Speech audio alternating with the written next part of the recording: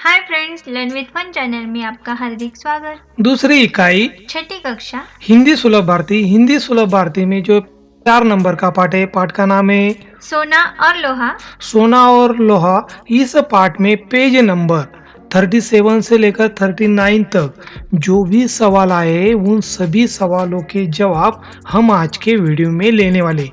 चलो तो शुरू करते इन सभी सवालों के जवाब। अध्ययन कौशल्य में हमें पहला सवाल दिया है, विभिन्न धातुओं के नाम और उनसे बनने वाली वस्तुएं लिखो। आपको धातु के नाम भी लिखने हैं और उस धातु से कौन सी वस्तुएं बनती है उनके भी नाम आपको लिखने हैं। तो इसका चार्ट इसी तरह से होगा। तांबा, पीतल, एल्यूमिनियम और चांदी। तांबा से तार, बर्तन, सिक्के, कलाकृतियां बनती है। और पीतल से कलाकृतियां, सिक्के, बर्तन बनते हैं। और एल्यूमिनियम से तार और बर्तन बनते हैं। और चांदी के धातु से गहने, बर्तन, कलाकृतियां, सिक्के बनते हैं।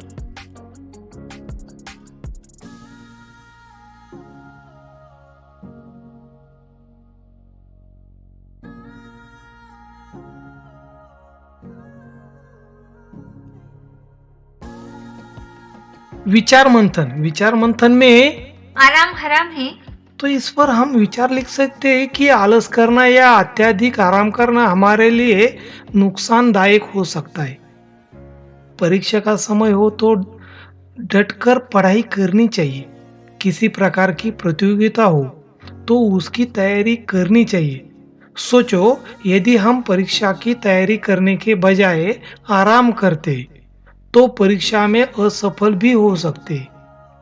हम छोटे से जीव चींटी से भी परिश्रम करने की सीख ले सकते।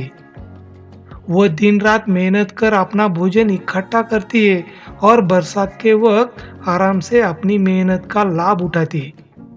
इसीलिए कहा गया है, आराम हराम है।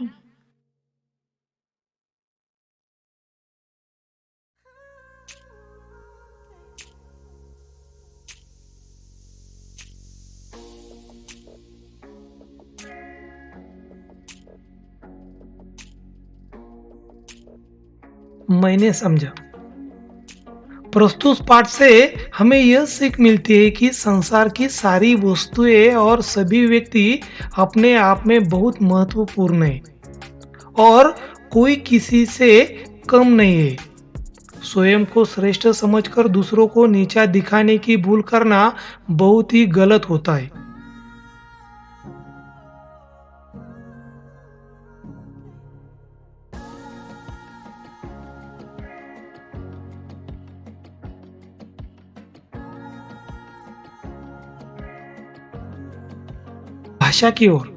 भाषा की ओर में हमें निम्नलिखित शब्दों में प्रत्यय लगाकर लिखो।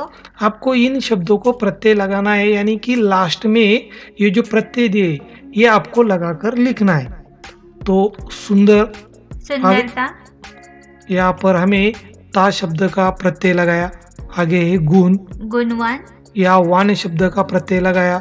डर, इस शब्द के पीछे हमने डरावना, यानी कि आवना इस शब्द का प्रत्यय लगाया। इस तरह दैनिक, घबराहट और उपयोगी ऐसे शब्द हम प्रत्यय बना लगाकर लिख सकते।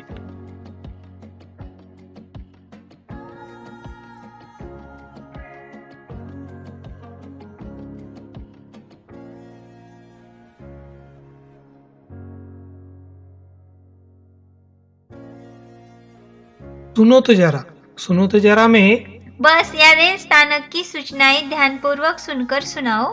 आपने जो भी सूचनाएं सुनी होगी आपको वही सूचनाएं आपको सुनानी है। तो इसी तरह की सूचनाएं आपने बस या रेल स्थानक पर सुनी होगी।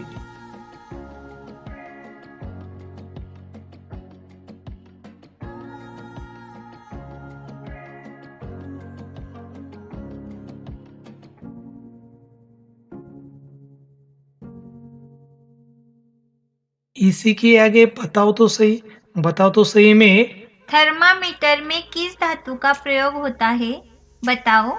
थर्मामीटर में किस धातु का प्रयोग होता है? तो थर्मामीटर में पारा इस धातु का प्रयोग होता है।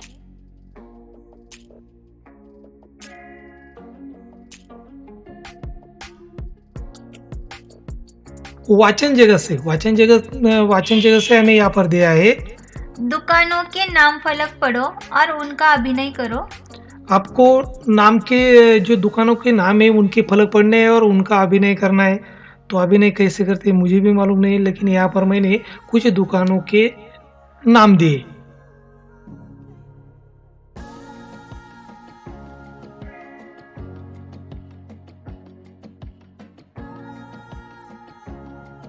व्हिडिओ आवडला असेल तर लाईक या बटनावर क्लिक करा आणि तुमच्या मित्रमैत्रिणींना हा व्हिडिओ शेअर करा. चॅनलला सबस्क्राईब करा व नवीन व्हिडिओची नोटिफिकेशन मिळवण्यासाठी बेल आयकॉनला क्लिक करा आणि कमेंट बॉक्समध्ये तुमचे नाव व तुमच्या शाळेचे नाव कमेंट करा.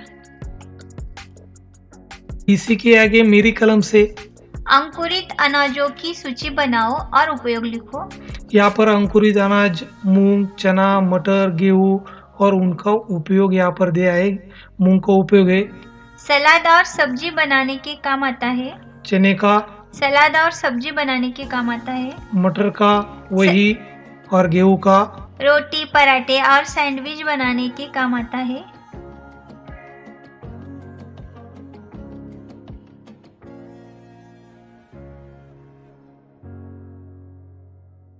सदैव ध्यान में रखो। क्या सदैव ध्यान में रखना है हमें? प्रत्येक का अपना अपना महत्व होता है. हर किसी एक का अपना अपना महत्व होता है, आपको ध्यान में रखना है। प्रत्येक वस्तु का अपना अपना महत्व होता है, कोई भी छोटा अथवा बड़ा नहीं होता। बड़ी चीज जितनी उपयोगी है, छोटी चीज भी उतनी ही काम की है। बड़ी बड़ी मशीनों के कल पुर्जों को जोड़ने वाले नट बोल्ट छोटे छोटे ही होते हैं। सोना अगर कीमती धातु है तो लोहा मजबूत और रोजाना काम आने वाला धातु है। इसलिए यहाँ पर कहा गया है प्रत्येक का अपना अपना महत्व होता है, ये आपको सदैव ध्यान में रखना है।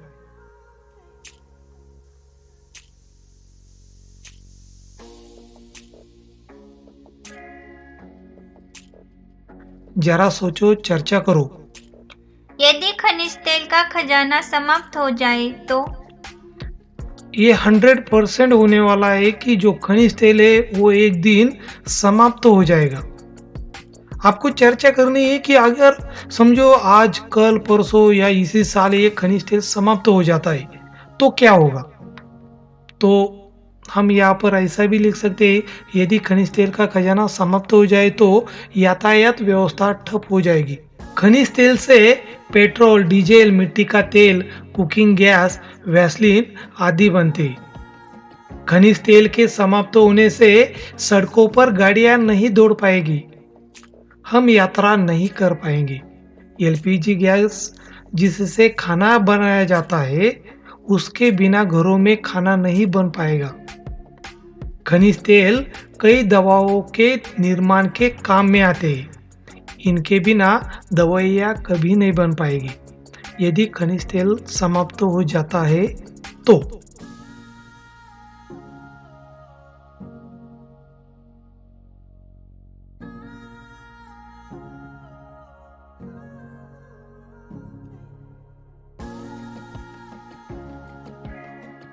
सही या गलत बताओ। 1 नंबर दिया है, युद्ध में लोहे के ही अस्त्र शस्त्र काम देते हैं। तो ये वाक्य सही है. 2 नंबर है, रोटियां भी सोने के तवे पर सेकी जाती है।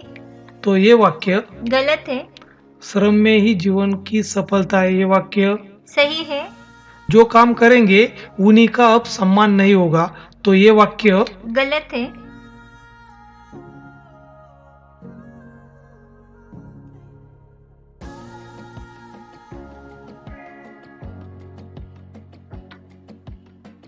खोजबीन आपको खोजना है।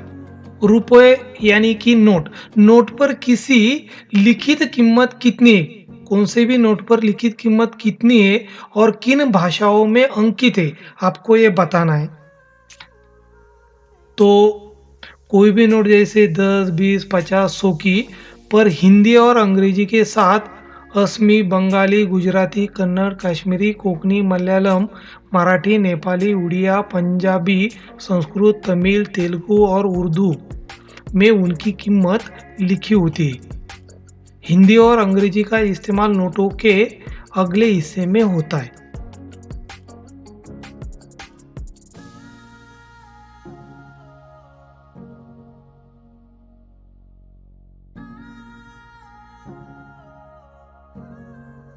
इसी के आगे हमें स्वयं अध्ययन में दिया है। सद्गुणों को आत्मसात करने के लिए क्या करोगे? इस पर आपस में चर्चा करो। तो आपको चर्चा करनी है। यहाँ पर मैंने चर्चा का एक नमूना दिया है। चिराग कहता है, मेरे पापा को झूठ बोलना पसंद नहीं है, इसलिए मैं कभी झूठ नहीं बोलता। तो लीना कहती है, मेरी मम्मी कहती है कि सभी काम समय पर करने चाहिए, इसलिए मुझे भी समय पर काम करने की आदत पड़ गई है। तो इस पर पंकज कहता है, मुझे दूसरों की सहायता करना अच्छा लगता है। तो लीना कहती है, अरे वाह पंकज, ये तो बहुत अच्छा गुण है। चिराग, झूठ न बोलना, हमेशा सच बोलना, यह तो सबसे अच्छा गुण है। पंकज, लीना, तुम्हारा समय पर काम करना, अनुशासन में रहना, ये अच्छे गुण हैं। आज से मैं भी समय का पालन करूंगा। तो इसके ऊपर चिराग कहता है, सही कहा पंकज, आज से मैं भी तुम्हारी तरह सबकी सहायता करूंगा, सभी काम समय पर करूंगा। तो तीनों मिलकर एक साथ कहते हैं, आज से हम सब अपने जीवन में अच्छे गुणों को अपनाएंगे।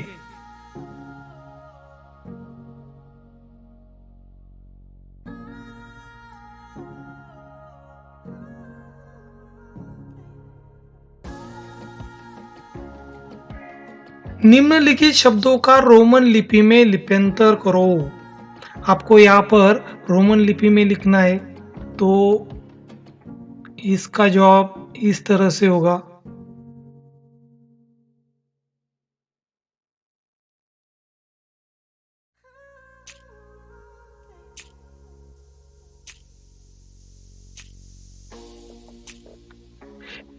इसी के आगे हमें दिया है, निम्नलिखित कारकों को अपने वाक्य में प्रयोग करो। ये जो कारक दिए हैं इनको आपको अपने वाक्य में प्रयोग करना है। तो कारक किसे कहते हैं? तो कारक संज्ञा या सर्वनाम के जिस रूप से उनका क्रिया से संबंध सूचित हो उसे कारक कहते हैं। और कारक के 8 भेद है, आपने ये भी पढ़ा होगा। तो इनका हम वाक्य में इस तरह से प्रयोग कर सकते हैं।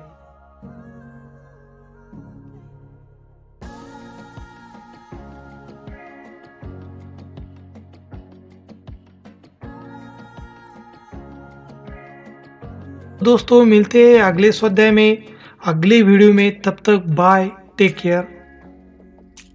चॅनलला सबस्क्राईब केलं नसेल तर सबस्क्राईब या बटनावर क्लिक करा व्हिडिओ आवडला असेल तर लाईक या बटनावर क्लिक करा आणि तुमच्या मित्रांना शेअर करा। चला तर विद्यार्थी मित्रांनो, भेटूया पुढच्या स्वाध्यायामध्ये। तोपर्यंत बाय, टेक केअर।